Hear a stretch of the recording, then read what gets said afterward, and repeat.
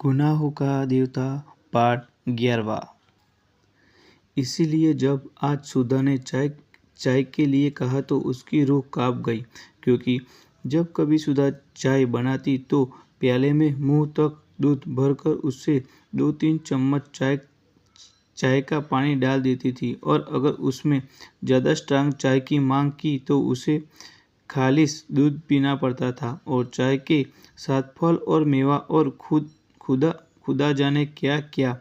और उसके बाद सुधा का इसरार, न खाने पर सुधा का गुस्सा, और उसके बाद की लंबी चौड़ी मनुहार, इस सब से चंदर बहुत घबराता था। लेकिन जब सुधा उसे स्टडी रूम में बैठकर जल्दी से चाय बना लाई तो उसे मजबूर होना पड़ा।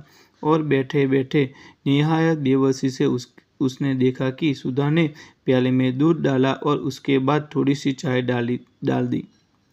उसके बाद अपने प्याले में चाय डालकर और 2 चम्मच दूध डालकर आप ठाठ से पीने लगी, और बेतलुक फीकी से दूधिया चाय का प्याला चंदर के सामने खिसका कर बोली, पीजिए, नाश्ता आ रहा है।